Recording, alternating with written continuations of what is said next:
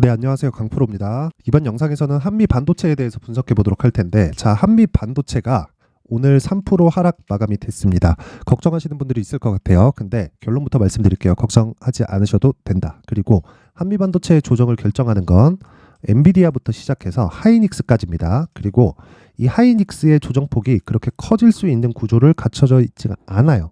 그래서 이런 부분을 고려했을 때 한미 반도체의 조정은 일시적이라고 볼 수 있고요. 무엇보다 계속된 수급이 나올 거예요. 뭐 지금 그 AI 반도체 관련된 ETF가 계속 상장이 되고 있고, 그러면서 패시브 자금이 계속해서 들어오고 있거든요. 이런 수급적인 측면도 그렇지만 기본적으로 실적이 지금 안 좋아요. 안 좋아서 더 가는 겁니다. 좋으면 그게 끝이에요. 왜? 지금까지 올라온 부분이 반영이 된 거니까. 한국 시장은 그렇습니다. 미국 시장은 시장을 선도해서 가고 시장을 만들어 가기 때문에 그 차이가 있어요. 그런데 한국 시장 같은 경우에는 한 가지 내용만 체크하면 됩니다. 한국 시장은 그 한 가지 내용은 사이클에 대한 이해예요. 자, 사이클을 어떻게 이해하면 되냐면, 자, 미국 시장은 시장을 만들어서, 그쵸? 세대 교체를 시키죠. 그 세대 교체를 한 거에 대해서 한국 시장은 부품을 공급합니다. 근데 생각해 보세요. 세대 교체를 하기 위해서는 비메모리가 변경돼야 되고, 비메모리가 변경되는 과정에서 메모리 반도체가 추가적으로 투입이 계속됩니다. 그렇죠? 근데 한국 시장은 이 세대 교체를 할 수 있는 능력까지는 없어요. 그런데 여기 세대 교체가 일어나는 미국 시장은 앞을 달려서 실적을 그때그때 반영하면서 상승을 시키고, 여기 뒤따라가는 한국 시장 같은 경우에는 여기에 투입되는 부품으로 인해서 돈을 벌고 있으니까 이쪽에서 실적이 잘 나오면 그 이후에 실적 개선이 됩니다. 근데 주가는 그것보다 먼저 올라요. 근데 그 시작점이 항상 제가 얘기 드리지만 신고가입니다. 그래서 저는 대략 그 한미반도체를 공략할 때 25,000원 정도에서부터 계속해서 매수를 해왔고요. 무엇보다 지금 높은 가격인 것은 맞아요. 그렇죠? 올해 들어서 많이 오르기도 했잖아요. 근데 한번 생각해 보세요. 한미반도체가 시세의 속도를 키우기 시작한 점, 그게 5월달입니다. 5월달. 그렇죠? 이때 무슨 일이 있었냐면 하이닉스를 보면 되는데, 자, 내용 보세요. 이때부터 여기 요날 5월 19일이죠. 5월 19일. 그렇죠? 하이닉스 강세를 보이기 시작했고요. 그러면서 이때 엔비디아에서 직접 나와서 코멘트를 했습니다. 그 전에 한미반도체는 이미 신고가를 만들었고요. 3월 달부터 신고가를 만들었어요. 그리고 3월 달부터 하이닉스는 저가를 만들어서 높여가고 있는 과정이었고, 아직까지 하이닉스는 적자입니다. 만약에 지금 하이닉스 실적이 좋잖아요. 여기가 고점이라고 볼 수 있어요. 그런데 여기서 추가적으로 올라가기 위해서는 앞으로 실적이 더 좋아져야 되기 때문에 추가적으로 올라간다고 이야기를 드리는 거고, 지금 실적을 반영시키는 게 아니라 앞에 실적을 반영시키는 거니까 그렇습니다. 자, 그럼 한미반도체 실적이 지금 어때요? 나쁜 게 당연하잖아요. 근데 지금 어디가 좋아야 돼요? 엔비디아 실적이 좋아야 돼요. 그래서 자, 그쵸, 어저께죠. 엔비디아 실적을 보면 어떻게 됐나요? 이거 보세요. 예상치를 크게 상회했죠. 매출도 그렇고 주당 순이익도 그렇고 거의 한 30% 정도 상회한 그 정도의 실적을 보여줬는데, 여기서 이해하는 것도 딱 우리 간단하게 이해를 하시면 됩니다. 여기 작년 4분기 실적부터 시작해서 쭉 한 3배 정도의 상승이 나왔습니다. 그쵸? 거의 한 4배 가까운 그 정도의 이 실적 상승이 나왔다는 건 주가가 그만큼 평가를 받고 있다는 거예요. 즉 엔비디아가 100불부터 지금 한 500불 근처까지 왔는데 500불까지 올라온 그 내용이 이해가 되는 거예요. 그렇죠? 시장에서 인정이 되는 거예요. 물론 예상치를 상회한 실적이 있지만, 그렇죠?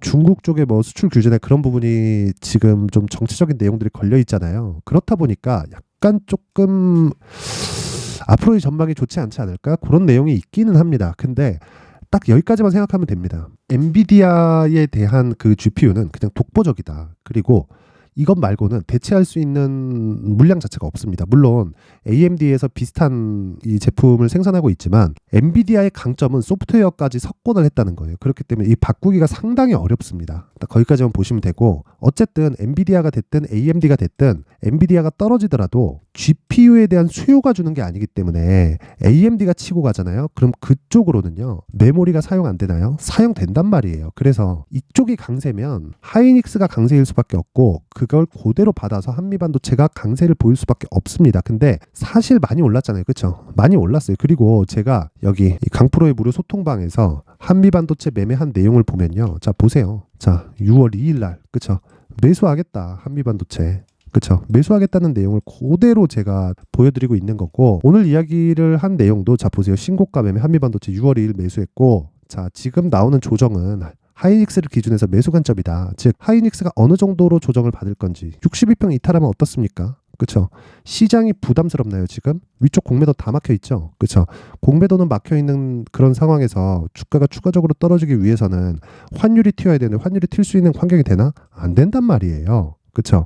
지금 비트코인이 왜 올라요? 달러에 대한 좀 신뢰가 떨어졌죠. 그러면 원화 가치가 상승할 수밖에 없는 구조고, 여기서 원화가 튄다고 하는 건 달러 가치가 올라간다는 건데, 이것도 연준에서 막아야 될 수밖에 없는 게, 지금 미국 경제가 조금씩 안 좋아지고 있는, 그쵸? 경기가 안 좋아지고 있는 그런 상황이 왔기 때문에 천천히, 그쵸? 하드 랜딩이 아니라 소프트 랜딩을 할 수 있는 그런 여건을 마련을 해야 됩니다. 이미 물가가 잡혔기 때문에, 그쵸? 물론 지금 뭐 여러 가지 이야기들이 나오고 있지만 이쪽을 말하다 보면 너무 긴 이야기가 될 것 같고, 어쨌든 지금 중요한 건 한미 반도체를 매수하는 건 신고가 구간 이후여야 되는 거고, 이 구간에서 우리가 매수했을 때는, 그쵸? 보유할 수 있는 환경을 갖추는 게 중요한 거고, 지금과 같은 경우에는 높긴 높다. 근데 하이닉스의 조정폭이 그렇게 크지 않다. 그래서 한미 반도체를 얼마에 살지가 가장 중요한데, 그런 부분을 여기 강프로의 무료 소통방에서 진행을 하고 있고요.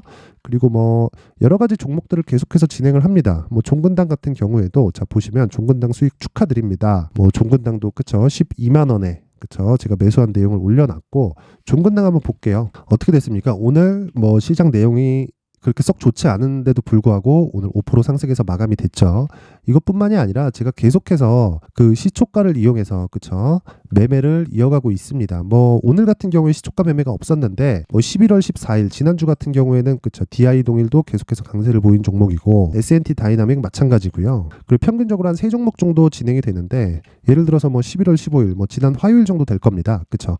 여기 보면 11월 15일 시초가 매매 LNK 바이오, 메타 바이오메드 이렇게 보면 내용 한번 확인해 볼게요. LNK 자 LNK 바이오 요날이에요. 요날 11월 15일 그쵸 요날 그쵸 고가 16%에 그쵸 종가 13% 하루에 10% 이상의 수익을 냈다. 그쵸 메타바이오메드 같은 경우에도 마찬가지입니다. 메타바이오 그리고 11월 15일 그리고 장 시작 전에 나가는 거 다 보이죠. 그쵸 이런 매매 자 장중의 상한가 그리고 종가의 26%까지 상승. 근데 이런 종목을 언제 나가요?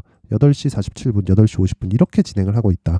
이런 매매가 가능하게 된 게 왜 그렇겠습니까? 생각해 보세요. 신고가 이후잖아요. 다 신고가. 한미반도체 어떻게 갔어요? 신고가 이후잖아요.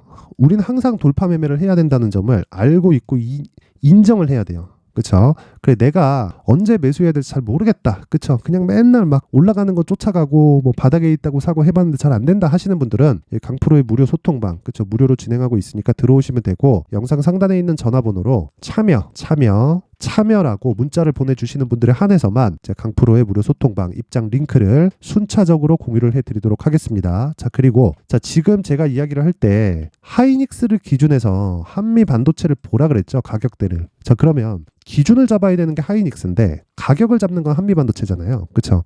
그러면 다각도로 봐야 된단 말이에요. 예를 들어 하이닉스가 주가가 빠졌을 때는 어떤 상황이 되겠습니까? 시장이 빠지겠죠. 시장이 빠지면 뭐가 돼요? 환율이 튀잖아요. 그러면 복합적인 내용을 이해를 해야 돼요. 이런 내용을 영상에서 이야기를 하다 보면 너무 긴 이야기가 될 수 있기 때문에 제가 이렇게 한미반도체의 가격 그리고 단기 보유 전략을 준비를 해왔고요. 무엇보다 이 내용까지 이야기를 드리면 너무 길어질 수도 있고요. 저도 힘드니까 자, 이 내용은 여기 제가 19페이지에 걸쳐서 준비를 해놨습니다. 진짜 한미반도체 제가 아까 전에도 보여드렸지만 반도체 쪽은 무조건 큰 쪽부터 아래쪽으로 흘러내립니다. 그게 무슨 얘기냐면 뭐 주가가 흘러내린다 그런 얘기가 아니라 큰 쪽, 즉 엔비디아, AMD, 뭐 어플라이드 머티리얼즈 여기부터 시작해가지고 한국으로 넘어오면 삼성전자, 하이닉스 쪽으로 연결되고 한미반도체, ISC 이런 쪽으로 가는 겁니다. 한미반도체는 그 TC 본딩 장비 후공정 업체고요. ISC 같은 경우에는 테스트 업체예요. 근데 테스트도 당연히 완성된 부분을 잘 동작하는지 그 내용이기 때문에 ISC도 당연히 그쵸 후공정 쪽으로 봐야겠죠.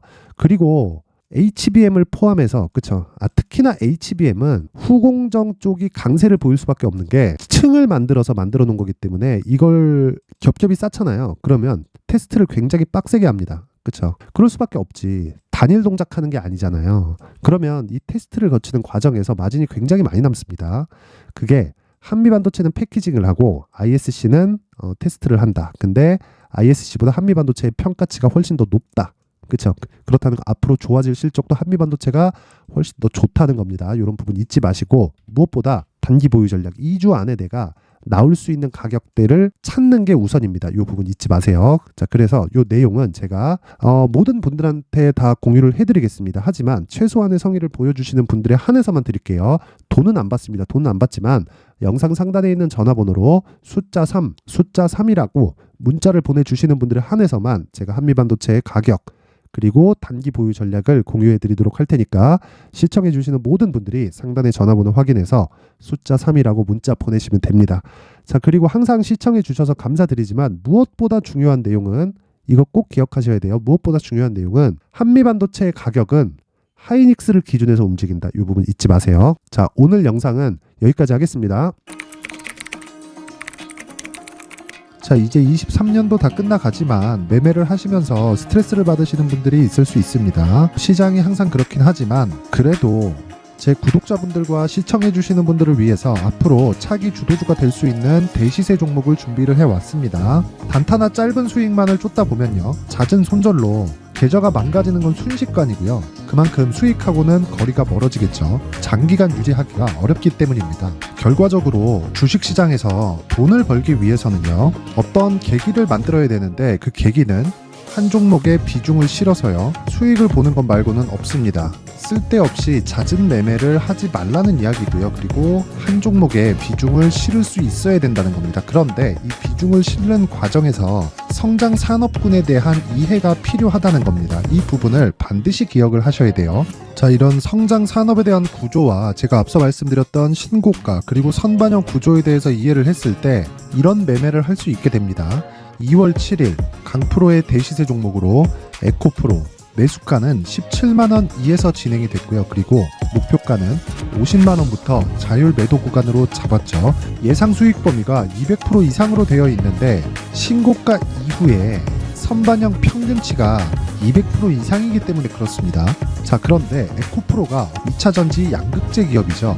2차전지 양극재는 친환경이라는 범주 안에 속해 있다고 보시면 됩니다. 근데 제가 항상 이야기를 드리죠. 시세는 항상 연결된다고요. 앞으로 나올 대시세 종목도 이런 친환경이라는 성장 산업군에 포함되어 있어야 됩니다. 자, 이런 성장 산업군에 포함되어 있는 걸 확인한다면 이 내용처럼 세 가지의 공통점을 가지고 있습니다. 1년에 많은 종목이 발생하지 않고요. 그리고 세력들의 장기간 매집 구간이 확인돼야 되고, 그리고 상승하기 시작하면 평균적으로 3개월 정도의 상승 구간을 보이기는 하지만 제가 2개월이라고 작성을 해온 건 한 가지 내용 때문입니다. 한 달은 확인하는 과정이 필요하기 때문입니다. 이게 무슨 얘기냐면 성장 산업에 대한 부분 그리고 이런 공통점, 여기다가 기술적인 내용을 다 포함을 시키더라도 절대적으로 가격이 우선적으로 반영이 되는 것이기 때문입니다. 에코프로도 마찬가지예요. 장기간 하락하면서 최악의 국면을 거쳐왔고요.